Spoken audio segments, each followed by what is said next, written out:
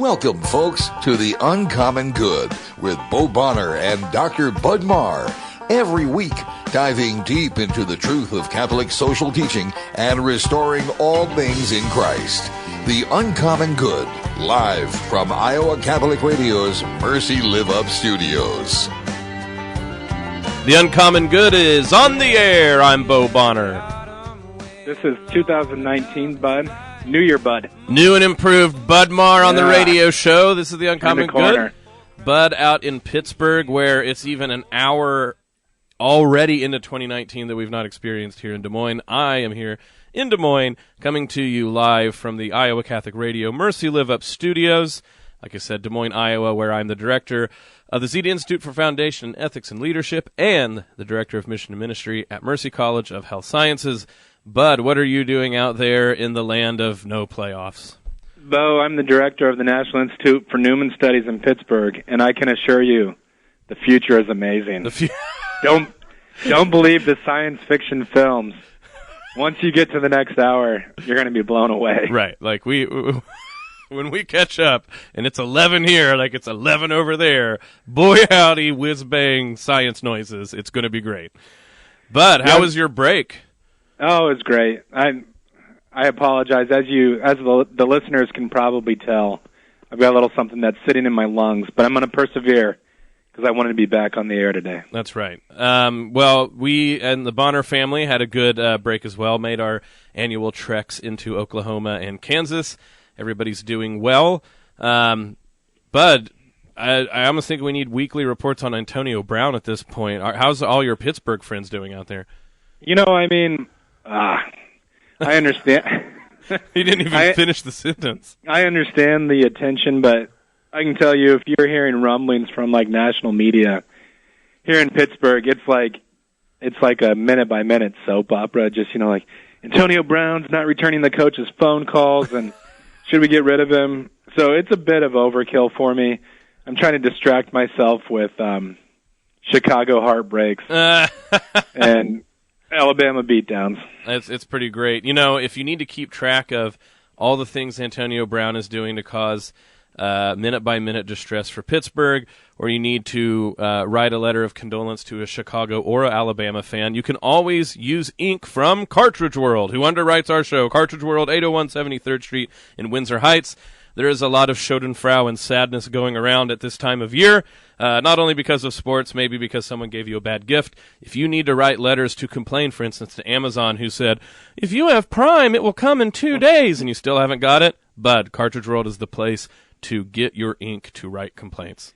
Yeah, I hope. I'm sure Cartridge World did some business over the holidays because I received a bevy of Christmas cards. My own family's not great about getting that done, but it's become a pretty standard part of our culture. So if you need environmentally friendly printing, or businesses, of course, have free pickup and delivery. So speaking of Cartridge World is the place to go. Yeah, that's right. Speaking of someone else who had a really great winter, Mercy College of Health Sciences, our other underwriter. But we've had a record-breaking spring. We've had more students sign up for spring than I think, if not ever, maybe the first time in years. It's going strong. It's going great. And if you want to be a part of that, mchs.edu, it's always neat. You get done with a semester and the kids are sort of grogging around and they're all like, man, school, ugh, Garfield, Mondays, lasagna, or whatever. But then you get back after spring break and you're like, you know what, family's great, but I think I'm ready for school. It's always a great sort of transformation when the students are like, I think I'm okay with school starting again. We'll check back with them in a few weeks, but it's that magical time of year. Well, from my experience at Mercy, we talk about no frills, and that can be a good thing or a bad thing. I think at Mercy it's a great thing. And you and I have discussed on the show the different plans they have to get students through in a timely manner, which for some folks today is a really important deal. Indeed it is. So, Bud, we've already sort of done this a bit where we've talked about sports jokes, the sports ball jokes. And so we're actually going to talk about this today, and it's funny the reason why. You and I were... Let's be frank, we'll be honest, we'll level with the viewers. We were making fun of something that we saw on the interwebs. Someone was using, and I mean, if you know who it is, they're more famous than you and I am. They were saying like how the Catholic Church should be something like Harry Potter. Everybody's always Harry Potter something. Harry Potter and politics. Well, someone was saying like we should make Dumbledore or whatever his name is army in the church, and you and I were kind of rightfully pointing out what we thought about it. And so I was having a good time. You were having a good time. But then I thought, it's always good to turn the mirror, the other way and go, is there some way that we do that? And I was feeling pretty confident, Bud, because we're not Harry Potter people. Then I was like, man, we talk about sports a lot on the show. Yeah. So are we falling afoul of the very thing we were making jokes about? And one way you can think about this show, Bud, is that we're pathetically trying to defend how much we talk about sports. But actually, what we came to a conclusion is we not only in sports, but we were talking on the show, but some of the conversations we've been having with people, sports ends up being an interesting metaphor, and I think for interesting ways that says a lot about the current situation of politics and the understanding of community. We have our buddy Justin White on from the diocese that we're going to talk about in the first half of the show. But yeah, Bud, I guess it makes sense since this is Epiphany. That we're going to be like half Gentile heathens and talk about sports on a Catholic show. And also, it really is after college football national championship Monday. So it makes sense, don't you think? I think it does. I mean, not to stack the deck too much, and I'm actually texting with Justin right now. I agree strongly with you on the recent argument you had with him. And I didn't have the time or energy to jump in, but we'll see how it goes. I hope it doesn't feel too much like he's being tag teamed, to borrow from a wrestling metaphor. That's right. Sports, personal vendettas, and theology. You get it all on The Uncommon Good. We'll be back after these messages. Use another sports metaphor. I sort of surprised Jimmy on that one. I kind of cold turkey through to the break. Yeah, so I it's like I was Nick Saban and I called a fake field goal and no one else really knew that. So if you want to talk about Nick Saban, we're always up for you talking about Nick Saban. Or you want to castigate me for not giving Jimmy a good heads up. You can always complain about me, too, at 515-223-1150, the Zip Whip line. That's 515-223-1150. Just hashtag UCG for The Uncommon Good. Let us know what's going on. You don't even have to do it while the show is live. You can leave a message for us that we can answer later. The Zip Whip line. 515-223-1150. We will be back with The Uncommon Good and our buddy Justin White after these messages. To be the best at something, you have to stay focused on what you do best every day. At Golden Rule Plumbing, Heating, and Cooling, we are your residential experts. Frankly, if we spent all of our time on new construction projects, we wouldn't be as skilled or available to work on your home projects. But we are ready for you, and we know residential plumbing, heating, and cooling.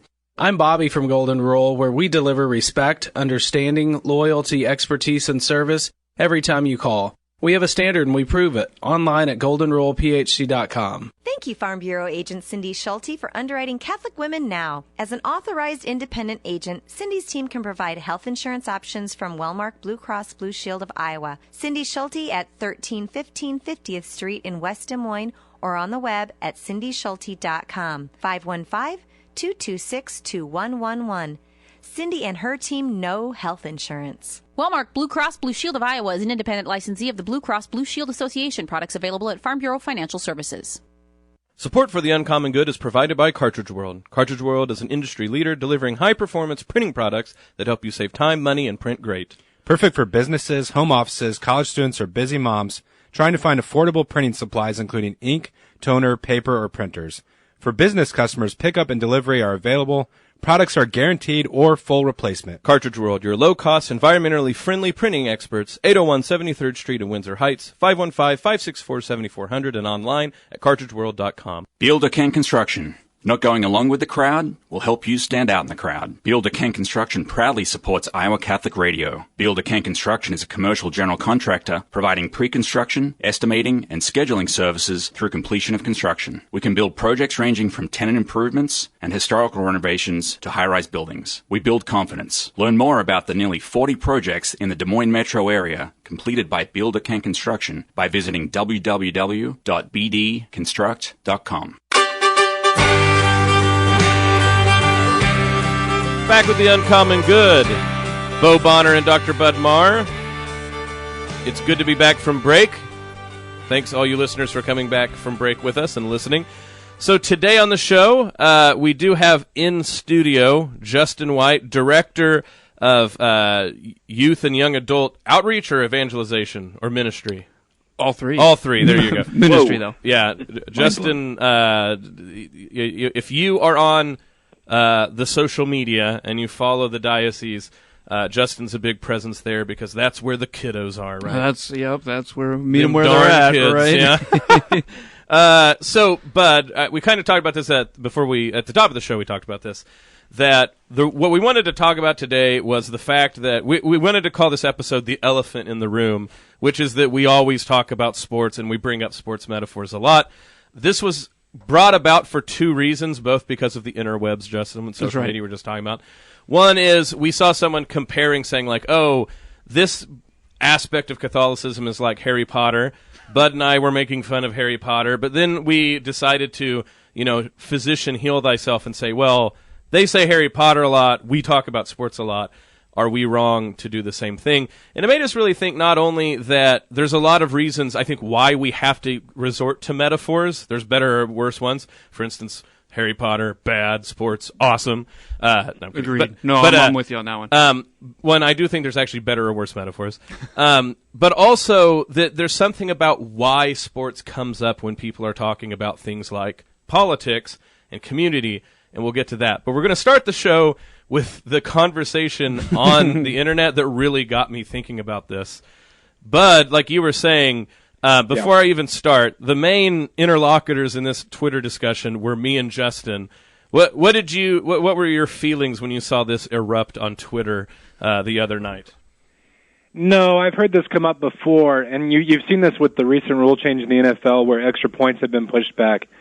But some fans and even commentators feel like kicking is given far too much importance in football, that the vast majority of the game revolves around other skills, and then all of a sudden in crucial moments in the game, we resort to a guy who's like dragged out there for a few seconds to do a skill that's only very tangentially related. Okay, so there's actually what were the two sides with the Goliaths, the behemoths, Bo Bonner and Justin White? To be specific, Justin, if I'm understanding correctly, you're saying like maybe we should just get rid of kicking altogether, and it would make the game better and more exciting if it was just played in between the lines with a quarterback and his skill players trying to score touchdowns. So yeah, somewhat, and it gets kind of to what you were saying just a second ago. It kind of has to do for me with what are the skills that are necessary for not even just the bulk, but like 96% of the rest of the game. Yeah. And, you look at the mini games that are played in other sports, like penalty kicks in soccer or shots in hockey, pickoff plays in baseball. Like those rely really, really importantly, free throws in basketball. Like those rely on skills that are still relevant the rest of the game. It's not so much even the kickoffs, but field goals and extra point kicks for me in football just seem random. It just seems like it's the sort of thing where it's not the same as those other mini games where you're pulling this entirely, like you said, this entirely different skill set out, and for some reason letting points be decided that way. It doesn't work for me. So now I argued that, look, football, first of all, foot in the name, folks. Yeah, that's the big argument against me. And then B, kicking has actually been a part of football longer than the forward pass has been. And if we're being honest about where football comes from, it comes from rugby and or rugby-like sports in which kicking is very fundamental. And it's true that it doesn't figure nearly as much as it did, but my argument is that it organically developed to what it is now, and to lop off a part that is very historically important just because it doesn't seem to fit, quote-unquote, the modern skill sets. I was saying something very definitive about the sport would be lost, and actually it's the weirdness of every sport, the aspects of it that are strange and only really identifiable with each sport that I thought made that sports what it is, and indeed sports themselves. Now the question that if you're tuning into Iowa Catholic Radio and you've listened for a little bit is you're like, what are we really going to talk about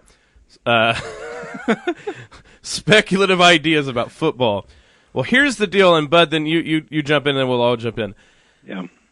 What this argument shows, what we immediately went to on Twitter was, this is a really interesting parallel to how people talk about arguments about the liturgy and about theology in general.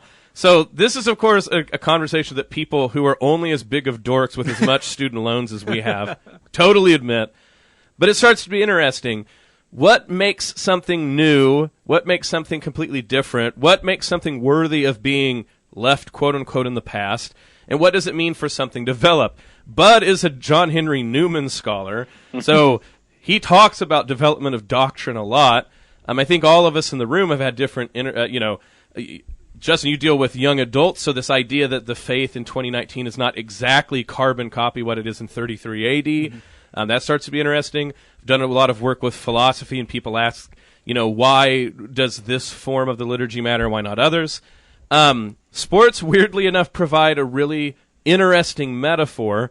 And so, Bud, did that stuff come to mind to you immediately when you saw that, or did you go like, oh, here's Bo and Justin again applying sports incorrectly to metaphoric ways that it shouldn't? No, I've thought about these parallels quite a bit, and I tend to have kind of a traditionalist mindset. Like, even sports rules that sometimes I felt like were not ideal, my inclination is to keep them because I kind of lean towards preserving what's come down to us. In this instance, but with this analogy to the liturgy, like with some of the changes to the liturgy that were recently made, in some cases, experts, so-called, said, like, there are elements of the liturgy that are repetitive. And something that's repetitive is not useful and therefore should be removed. And what others have come back and said is that human beings, we learn and internalize truths in different ways. And so to hear something like the same prayer of confession 2 or 3 times in the liturgy, that can really sort of integrally connect with how human beings internalize things. Well, how that connects to football, I'm not exactly sure. But the field goal is the Aspergus rite. Yeah, that's right. good. No, if I could, for me, with Bo, you brought this up. There's a certain playfulness to sports, and we don't necessarily judge the usefulness of something according to its pragmatic character. And for me, kicking adds to sort of the zaniness and unpredictability of the game. So I know I'm kind of being long-winded here. Real quickly, I was rewatching 2008 Nebraska versus Colorado last night because I couldn't sleep. And at the end of the game, Nebraska was at the 40-yard line. It was 3rd and 25. Without field goals, the game is over. What happened is that a young kid from Omaha proceeded to kick the longest field goal in Nebraska history. The stadium went nuts, and I think only because kicking had been preserved in the face of rationalists like Justin, that event happened. Justin, defend yourself. Well, so if you want zaniness, right, let's change the kickoff, or let's change field goals, let's change extra points. So now let's either have the coach start kicking them, or at the game, let's have a lottery based on your ticket number, and that'll be who comes out and kicks them. Or you have to drop kick all of them. If it's just zaniness, I feel like we go down this rabbit hole of there are way cooler ways to add zaniness and weirdness and quirkiness to our games, which is why ultimately, because they're weird, is not my argument for removing them. And this is interesting, right, because, and again, this applies in both ways. So on one hand, you go well, if we're just in it for the uniqueness, Texas A&M says they have a 12th man from the stands. Why not give exactly, them right? 12 men? Or if you think about it in the liturgy, if you think that Aspergus rites are zany, just wait for clown mass or something like this. That's why the conversation forces us to have a weird distinction between, between two extremes, right? Doing whatever because it's wacky and zany versus doing whatever is efficient and Bud jokingly said rationalist, but the idea that it all makes absolute sense, and that's where we get into pragmatic, this very difficult question about organic development, right?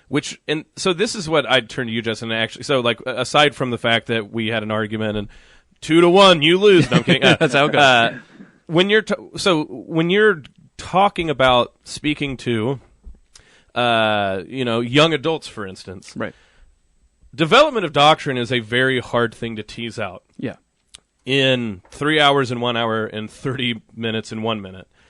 But you can turn to something like this, and I mean, I'm not, okay, if you don't like sports ball or you don't get how it works, we'd have to find a different metaphor, but isn't this something that we have to, as evangelists, have to think about? Like, how are we going to find something that people will be able to hang the hooks of their imagination on in order to talk about things that might be difficult to just straight out talk about? Oh, absolutely. And I mean, I think you're right that this connects especially to this kind of youth and young adult conversation as well, because it's easy to get caught up, we see so often, in this kind of rhetoric that paints modern youth and young adults as these like entirely new species of human. Right. Where you're like, no, just hold on. It's just been a little while since we ourselves were youth or young adults, and so it seems very odd. But there are absolutely, and so while there are like organic developments in how youth and young adults and the next generation and the next generation of them and whatnot will see the faith and interact with the faith and really embrace the faith, there are also timeless truths of humanity for ways of connecting with them and understanding the truth. And some of them, and some ways of addressing those developments are definitely going to be, you brought up clown masses, right? You're definitely going to get to the point where like, all right, this is not organic development, right? There are definitely different ways of looking at this. And it's just important to distinguish what is what. That's where we have to look at what is the essence not only of youth, but also what is the essence of our faith? What is the essence of liturgy? What must be preserved and is in fact organic development, and what is not? And that's where I say kicks have organically developed into being just pointless. We even have Brian Sweeney throwing out that on the Zip Whip line that we need Australian rules running bounce for the balls. And who was it? The last kicker? It was a quarterback for New England who actually. What is it where you can bounce the ball off of the ground and then kick it into the uprights? I don't know, but that sounds awesome. Yeah, well, someone was doing that this week in the NFL playoffs. It might have been. Well, it was for a kickoff. The Seattle, so Sebastian Janikowski got hurt. Yeah. And so the Seattle punter had to do an onside kick first. And he had to let it bounce and then kick it. He did it very poorly. That to me is absolutely awesome. So, Bud, go ahead. I'm sorry I interrupted you. No, I mean, Bo, I like how you say a mean between two extremes, and maybe I overstated the case with zaniness. I mean, a part of the question for me, too, is how the game would relate to its own history. You'd have all these records and scores where, I mean, you guys have both used the word organic. I think just, to me, getting rid of kicking would be like amputating a limb for a case of like a hangnail rather than gangrene. Like, yeah, there might be some problems to point to, but it's been such a crucial aspect of football's history. I think that fans in the future would lose their connection to that history. And you think about, in other sports, right, this is where questions about the DH come up, right? So the designated hitter, of course. Boo! Yeah, we're on accord. We're of one accord on this. So, most people can obviously hit better than a lot of pitchers, but what do you lose? What do you not have connection to the game? Okay, well, so to throw a really big badger in the room, when you go away from Latin, and even when you go away from Latin completely, for instance, right? Even if, say, something like what the fathers at Vatican II were talking about, right, where the propers would stay in Latin. No, not the propers. The ordinary would stay in Latin, but the propers would be in the vernacular. To totally go away from that, you start to ask, what is our connection back to history? And sure, this is the only thing that I would tease out from what Justin was saying. There's obviously the essence of what the faith must be, the liturgy, the faith, the essence of what the game is, and then there's ways in which it relates to whomever the new group that we're talking about is. There's also something though in between where it's for the sake of humans that we keep consistency, and I guess that maybe this just shows, this isn't solving anything, but this maybe shows the sort of setup of a lot of the discussions we're having in the church. When you come to something like conservative, and I don't mean that in any way like the politics, but I mean to someone who says, you're going to have to prove to me why we should get rid of something, whereas on the other side it would be like, you'd have to prove to me why we shouldn't do something new. I think that goes back to Bud's point to say, what we want to do as a faith that says that we're a communion of saints that has existed in a long time that goes back to the apostles and Jesus that we don't want to lop off any vine or connection back to the past unless we have to. Maybe sports doesn't have that as much. Maybe it's an American thing that we want to act like something that's barely 100 years old has this like magisterium. Right. But I do think that it's something even psychological in humans, that they want to have a connection to the past and not see it, lopped off easily. I wonder, Justin, if talking with the youth and the young adults that you have the occasion to do so, that starts to be one of the difficulties with the faith is there doesn't seem to be roots to anything anymore. And that on one hand, that's a disconnect, but on the other hand, that's why there's a yearning for faith even in 2019. Exactly. Yeah, and so often you can hear that articulated, that there's so little today that's clearly very firm in its foundations. And so whether they're teens or college students or young adults, whoever they might be, when it's articulated properly and when they're able to realize here is something firm, this is truly standing the test of time, and with not even just roots 2,000 years old, but far older than that, that resonates for sure. It resonates very deeply, especially to those who've taken the time to really look deeply into just the last 50 years of history in or outside the church. They suddenly go, wow, so much has changed in such a little time. To see something really look to the early church and beyond for its foundations and what should be done is impressive. I think that it's important because we're getting ready to go to break and Justin has to leave. He won't be with us for the second part of the show. So we want to first of all thank you for coming on the show. I think it's important to say, Bud, that the actual reason I think Justin wants to get rid of kicking is he's a Minnesota Vikings fan. Oh, man, believe me. One of my earliest sports memories is the 98 championship game with Gary Anderson missing the field goal. And so from a very early age, I was like, this is dumb. This is dumb. Get rid of it. We're done. I just want to point out, Bud, if I'm remembering correctly, when Dante Culpepper got on that boat and everything went, crazy, I don't think the kicker was on the boat, Justin. Understandably. Yeah, they knew to leave him out. They might have been up to bad business, but he wasn't on the Love Boat. So maybe they threw him overboard. We don't know. That's the rest of the story. That's another connection. Gary Anderson kicking for the Vikings, and Gary Anderson, very good author for Notre Dame, who you should read his books if you get a chance.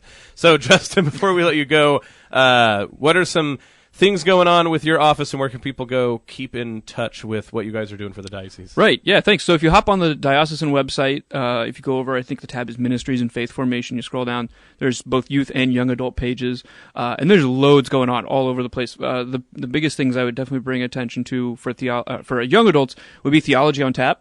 Coming up, we've got Dr. Cheryl Overmeyer starting off our spring series on February 7th in Council Bluffs, and then February 8th here in Des Moines, and that's going to be really great. She's coming to us from DePaul. Yep, she's been on the show, friend of Bud and I. She's great. And then there's a March date in Des Moines and an April one in both Des Moines and Council Bluffs. On the youth side, we've got a lot of great things. Honestly, this is the time of year to start signing up for summer activities. So if you hop on the youth side, you'll see things like Prayer in Action, Catholic Youth Camp, things like that. And so email me anytime. I'd love to chat about this stuff. Well, Justin, thanks for coming on the show. And like we said, make sure that if you have youngins in your life or you yourself are a youngin, get permission from mom and dad and then go over and check out what the diocese is doing. So, Justin, thanks for coming on the show. Thank you. Thanks, Justin. So, Bud, just, real quick, how long was that kick for Nebraska?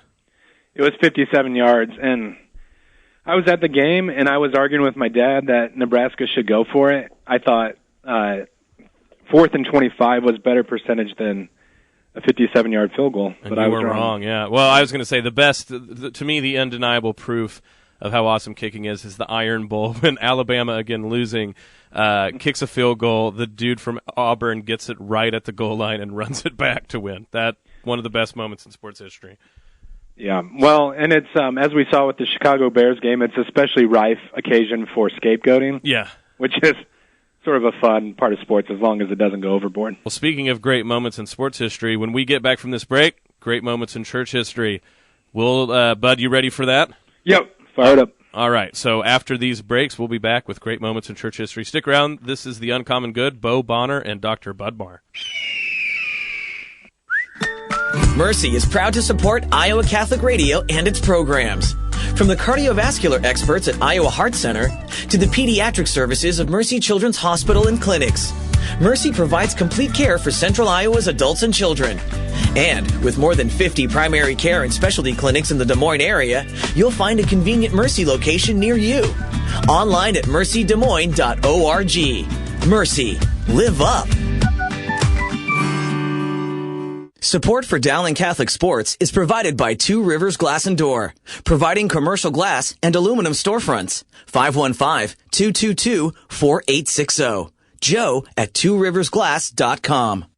Support for The Uncommon Good is provided by Cartridge World. Cartridge World is an industry leader delivering high-performance printing products that help you save time, money, and print great. Perfect for businesses, home offices, college students, or busy moms trying to find affordable printing supplies including ink, toner, paper, or printers.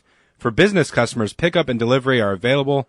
Products are guaranteed or full replacement. Cartridge World, your low-cost, environmentally friendly printing experts, 801 73rd Street in Windsor Heights, 515-564-7400, and online at cartridgeworld.com. Support for Iowa Catholic Radio's broadcast of Dowling Catholic sports and activities is provided by Kemin, using science to improve the world. Kemin is on the leading edge of molecular science, manufacturing more than 500 specialty ingredients used by the feed and food industries and the health, nutrition, and beauty markets. Kemin's vision is to improve the quality of life by touching half the people of the world every day with their products and services. Kemin, using science to improve the world.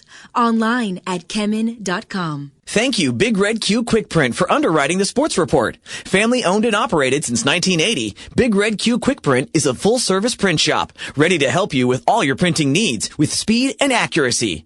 BigRedQ-DesMoines.com.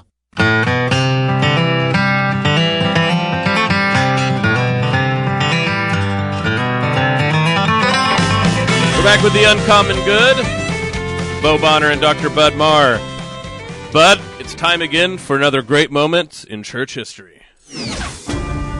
And now, great moments in church history. The year, 4-ish AD. The place, the Levant. 3 men that the world would come to know as the wise men wind their way through the wilderness, wandering widely to wax wakefully at the wonder of the world. Wow. Here come the wise men, Jim, known by their nickname the Magi, and the Three Kings. They slashed and dashed their way through the Orient, following yonder star. The wise men arrive in Israel, but still cannot find the newborn king foretold by their prophecies. They stop by the, old-born king, Herod, to get advice, but Herod had other plans. King Herod said he isn't sure where the Messiah is, but he would love to find this baby king to challenge his reign, and wants the wise men to let him know where they find the king. Herod is starting to wink a lot. He's smiling funny and nodding profusely. I think this might be a fake, Jim. The 3 kings find their way to Jesus the Messiah, and before the Holy Family, these kings of the Gentiles bow their knee to the one and only King of Kings. The Magi are paying homage to Jesus, Kent. They're giving him gold, frankincense. Holy moly, they're even giving him myrrh.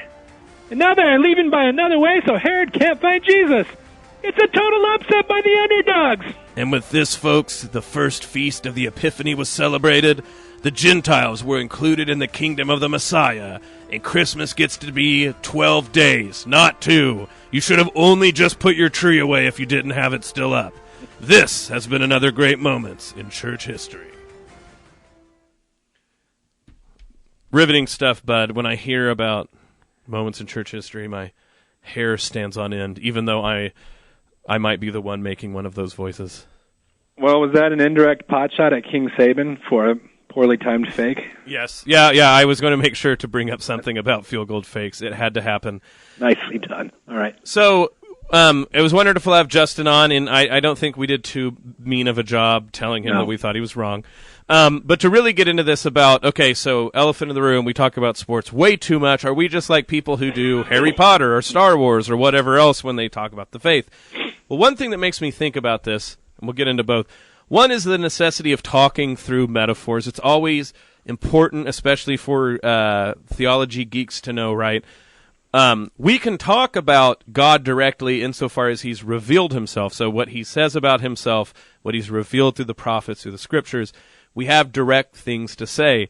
But mostly all of our words fall short, and so it's going to be the case that we're going to have to resort to metaphors, if not to talk about God directly, to in some ways talk about the faith. It's not wrong, of course, to resort to metaphors. The big temptation is either to dumb down the realities and the truth of the faith through the metaphor, or to confuse the faith, the reality of the faith, and act like it too much connects with whatever metaphor we're talking about. I didn't know for you, but if you know, with John Henry Newman that you studied or anything else you've encountered, where we kind of get to the fact that as humans, we have to find ways to make analogies, or otherwise we're not even going to be able to talk about these issues at all. Well, I guess to bounce it back towards you, Bo, I mean, one thing that's interesting to me is that, and I've puzzled over this, why sports metaphors have such traction. Even among people who don't watch a lot of sports, like we all know, like what a third strike entails, or playing offsides or whatever it happens to be. It just seems to be a part of life that really captures our attention easily or well. I think part of this goes, there's two ways why this happens so much. One is perennially the idea of struggling and strife and trying to achieve a goal. These are all very human things that lend themselves easily to sports. So on one hand, St. Paul himself has said, I have run the race, I've run it well. He compares himself to a boxer. We have many sports metaphors throughout the Bible, so it's going to make sense that sport is going to come up because we want to talk about human achievements, doing things together, reaching goals. Sports is an easy metaphor. Because the other metaphor, of course, for all of that is warfare, and we have a lot of warfare metaphors as well.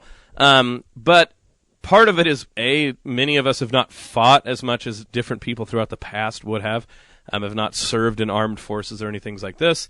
And maybe sports reminds us, whereas warfare is for keeps, so to speak, right? If you die in a war, you don't get a next season. You are dead.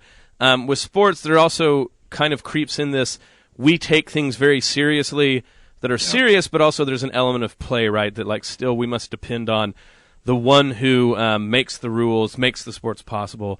And I think that that's one reason why it comes up. Well, and I think the tough part about this whole conversation is that there's not an easy answer. And so I think, again, to the liturgy, and there is a mistake that's sometimes made where there are folks who say, like, because it's a part of the past or because it's old, therefore it's better. And we get attached to, I mean, maybe like a certain style of vestment or something that's not integral to the celebration of the liturgy or necessary. Fiddleback! On the flip side, for the most part, those who have gone before us do have greater wisdom because it's accumulated. And so, and I don't know, like, I think our age is particularly prone to temptations of throwing out what's good because we see it as inefficient. And so I think about, like the work of Mary Douglas, where she points out, if you want to talk about, say, the loss of faith in the West, turn not so much to like doctrines or beliefs, but changes in practices. So you think about Catholics in the early 20th century being known as fish eaters and practicing their penance by not eating flesh meat on Fridays. And for some experts, that was a kind of like, well, maybe people are doing what they don't fully understand, and so we want them to practice penance, but to, sort of craft a penance that really is meaningful or authentic. And, like that sort of like the penance that was regular was internalized through the habits of the body. And when that was thrown out quickly or immediately by kind of a committee, I think it had some bad ramifications. Well, and this is where I get to the next part of why I think so. The first argument I had is why sports, I think, generally come up through, human nature. Yeah. And part of it is competition. And sports, I've heard people say, like, we got to get rid of football because it's mitigated warfare. And I'm like, mitigated people. Mitigated. Emphasis on the mitigated. Yeah, and that what you go and look, I've been reading a lot of medieval history over the break, and what you start to realize is people have alliances. If they don't have alliances to like a sports team where if they lose, sure, they might get, drunk and burn down a building if they're soccer hooligans. In the Middle Ages, when people got mad at people, they full-on fought a war. I mean, England and France fought one for 100 years off and on. I'm not saying that sports has helped there be less violence in the world. I'm not saying anything as silly as that. But it really does sort of allow that sort of martial aspect of our spirits, it seems, and loyalty and attachment to maybe not be so epically attached to bloodshed. But in the modern world in 2019, I think that what you were getting at, you said the line about people would eat fish on Fridays and not necessarily they would know why, but they would belong to a community that did it, and there was sort of a communal wisdom. I think sports has such traction now because a lot of the sort of social power and function that people used to find in communities has gone away. And so it's funny because I think sports in the United States really got started to be a thing because you have all these people who come from everywhere. You're from the old world, you're from this part of Europe, you're from this part of South America, you're from wherever. And then not only by the time you end up like in the Midwest and different parts of the South where some of these sports started to really take off, baseball in the Northeast, but people start to have new communities that they have to find an identity with, not with the old world or wherever they came from. And sports became sort of this secondary thing to show what communal life was like. So the fact that there was a strong community then sort of had an outlay that we're going to go, cheer for the football team. Those are our guys, right? Even the sort of regional pro teams. What started to happen is that community, that sense of community and the community ties, as that started to dissipate, people have started to look elsewhere to find that sort of notion of belonging. So they look to sports. And what's interesting about sports in 2019, and you see this through something like fantasy football, Bud, is a lot of the economics of sports is not actually sports geeks. People like you and me have liked sports since the 80s where, frankly, it was not fun to watch on television. I was trying to tell my kids this the other day. I was like, I can't tell you how bad some of the shots in football were circa 1988 on TV. What's actually driving the sports industry is what I would call secondary or even tertiary fans who are like the people who don't know why you don't eat fish on Friday, but they wanted to belong. And so people will be fans because they want to belong to something, not because they actually understand, why this team does the jet sweep well or why Nick Saban was like horrendously wrong to call that fake field goal. They just want to belong. And I think sports provides that nexus that community and religion has failed to provide. Well, and I think there's a lesson embedded there for the church where we have to create space for people to experience that community, not only in the liturgy, but I think that's how devotions used to function for a lot of Catholics. Now, Bo, when you were just talking there, though, I started to think we started the show by criticizing maybe evangelization through Harry Potter, through raising up a Dumbledore army.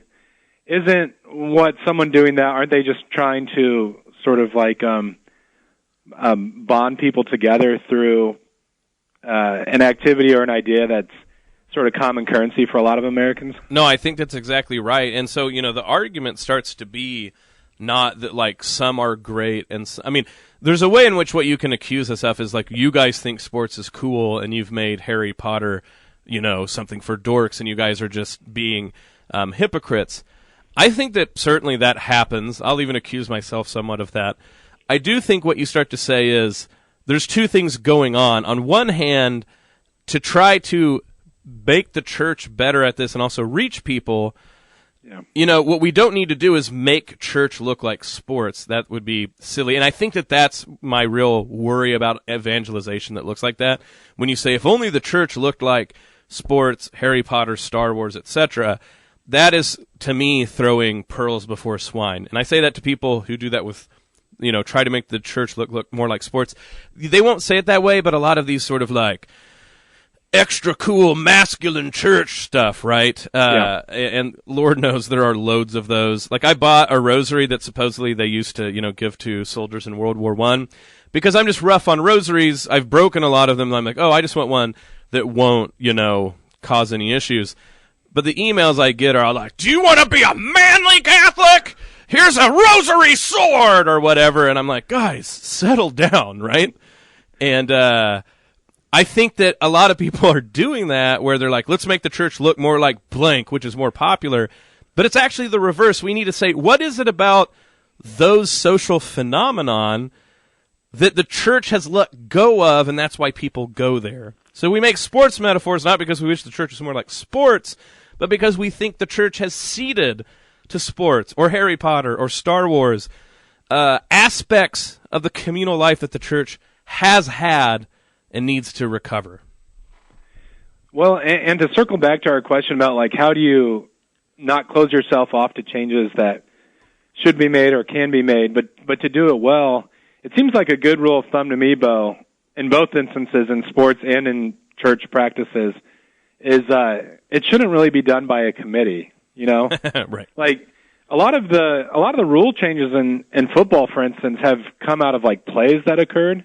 Yes. But sometimes we just kind of overthink this thing. We say, like, let's get a small group of, you know, sort of like educated people in a room, or like the experts, and then they can make these changes, and we'll sort of impose them. But in some ways, you have to, like, you just have to enter into the liturgy. You have to enter into the devotions, and not worry, like, not really sweat the question of changes, because I think human beings are sort of prone to change. Like, the tougher thing for us is to find and stick with stability. No, I think to make the metaphor, the rule that got changed last year, which was, oh my goodness, what is a catch?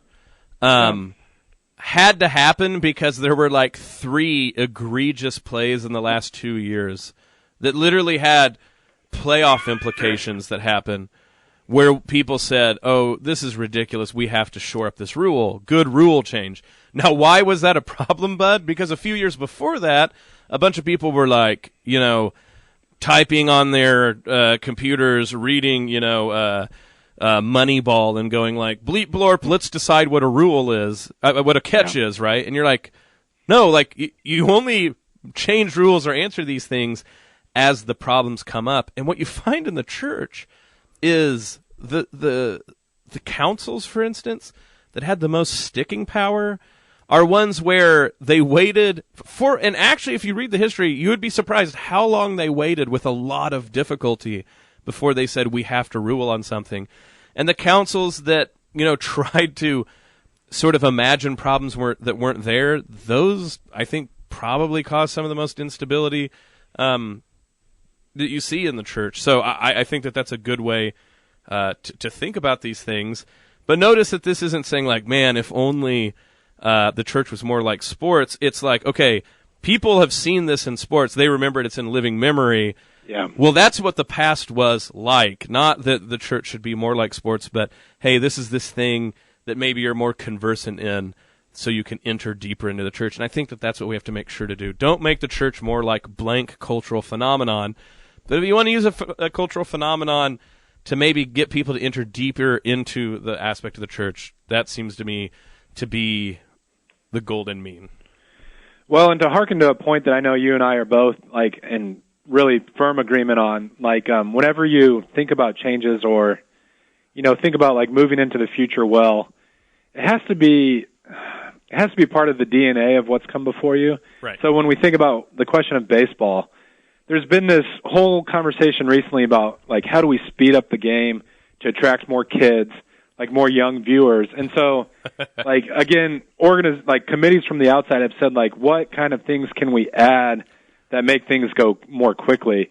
And it's so contrary to the spirit of baseball, which has always been about being taking at a all park. day. Yeah, taking all day without any sort of, like, timer sort of, like, hemming you in. Buy me Cracker Jacks because I don't care if I ever come back, not get done in 2 hours. That's not what the song says. And so, getting back to the church, like, learning the wisdom that's there, you know, we do have to, like, are there elements or cultural assumptions that we take for granted because we're living in this day and age or in this place that we think are cardinal truths, but they're not really, like, they can't be woven in. You know, it's like Jesus says, taking what is old and what is new. Right. Right? And that just, you can only learn that by paying attention to the wisest among you. The other thing I always find funny about committees, and it happens everywhere, is committees, which invariably nearly everyone is at least over 35, is always like, you know what the kids like these days? Speed. Like, if you just had fast baseball, every 13-year-old would be like, finally, baseball under 2 hours. And that very much happened in church history, 70s through 90s. It still happens today where people go, I know what the kids like. And I'm like, maybe you don't. Maybe actually the kids like exactly the opposite of what you're talking about. You'll be amazed, for instance, what kids actually think about something like Gregorian chant, something that to them they don't get anywhere else, and everybody's all like, if only we made the Mass sound more like, I don't know, Cardi B or some other person that I've not Post Malone or whatever. That's not going to work out. And people, it's funny how people do that. I don't know, Bud, do you think we've defended our use of sports metaphors, or are we just a bunch of hypocrites who run out of things to say, so we bring up sports comments? I mean, I'd be interested in gauging the zip whip line, and I'm willing to tone down the sports metaphors if we get, we try to respond to our listeners. I have to admit, I'm not very conversant in pop culture, but I can draw on my Jane Austen there you go. repertoire if need be. We're not going to throw out Harry Potter. You got to be careful, right? You start taking away sports, Bud and I might start talking about Dune or Canticle for Leibowitz, and then you guys will all be sorry about the dorkies. Mostly, what it would devolve into is Risk metaphors. Board games. Yeah, the board games. Everybody's reconsidering this now. They're like, all right, keep up with the sports metaphors. Do not talk for an hour about theology and Risk. Well, or maybe folks are just tired of football, so we are transitioning into that's right, less violent sports. We are going to basketball, although less violent. Yeah. Well, baseball's violence is less regular, but maybe ceremonial, more intense. Yeah. Well, Bud, one of the things that I did out of the break, like before the break, is Justin. We let Justin go, and we went straight to the break, and we didn't talk about some of the things that are happening on the diocese. So before we go away from the show, I wanted to see if our good old board operator Jimmy would come on and tell us some of the things that are coming up in the new year. You're still throwing me off here. That's my goal, is to throw you off. Because don't we need the eagle first? Do the eagle. And now we can talk about all the local things that are going on. That's right. Go ahead. We come back, it's a whole new year, and then everybody's totally lost. That's right. We just needed one to warm up. So what's going on that people should be aware of? Well, I mean, go ahead and let Bud do his normal, they can listen to on Iowa Catholic Radio throughout the week like you normally do. Yeah, Bud. Throw it out there. Besides all of our great talk shows and that sort of thing, we also try to embed regular aspects of prayer, so you can wake up at 5 and start with Bible in a year. That transitions to the Rosary. And later at night, the Rosary is prayed again, and then followed by a gospel reflection by Father Andrew Winchittle. That's right. That and so many other things. And everything, it's all because of your support of Iowa Catholic Radio. I mean, that's getting into the new year, that annual need that we need to keep everything on the air for all the local shows like Uncommon Good, for the Rosary, for Read the Bible. And you can always give securely online at the at iowacatholicradio.com, through the Iowa Catholic Radio app, or by giving us a call at 515-223-1150. And many ways to listen, too, through the app, online, of course, 1150 AM, 88.5 FM, 94.5 FM. And if you're one of those lucky people that got an Amazon Echo at Christmas, you can always say, Alexa, play Iowa Catholic Radio. And if you said that and it was on, the robot will listen and do that. I know. Should we try that again? Yeah, go ahead. Don't play Iowa Catholic Radio. Alexa, send Bo money. I'm not quite sure how the robots work. Alexa, don't... If there is a kill order on Bo, ignore it. And, of course, don't forget, you need to like us on Facebook and follow us on Twitter at Iowa Catholic Radio, especially because Deacon Tony and Maddie, they're heading to Africa tomorrow. They will bless the rains in Africa. You will do that, Deacon. Yes, okay. He's shaking his head. Yeah. Yeah, we really want to pray for everybody who's traveling, but certainly a wonderful thing happening that we're going to have. I would have to say the furthest outpost of Iowa Catholic Radio that's ever happened. Not only two different hemispheres. So it's going to be exciting. We're going to hear from folks. We wish them happy travels, safe travels. It's a one step for a man into a plane, one giant step for Iowa Catholic Radio, I think is what I just heard. Bud, when are they going to get you to go to South Africa? Oh, man. I have to gather up the courage just to fly from Pittsburgh to Omaha, so I don't know if I'm ready to cross the ocean. That's true, and I probably have outstanding, not warrants per se, Bud, but, you know, I don't know. Customs would be interested in speaking with you. That's right. Do you think that they would give me a passport? Do they give Oklahomans passports? That's what I was going to say, Bo. I hate to break this to you, but Okies are always... They go through extra security. They make us like we have to go by boat, so I'd have to be there after a few months. Well, Bud, glad you're back. Happy New Year to everyone. Happy Epiphany.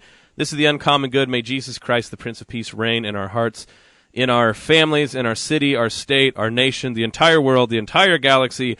This is the Uncommon Good for Dr. Bud Marr. I'm Bo Bonner. We'll be back in a week. God bless, folks. The Uncommon Good with Bo Bonner and Dr. Bud Marr is heard every week on wonderful Catholic stations like this one, and anytime on podcast. Just search for The Uncommon Good.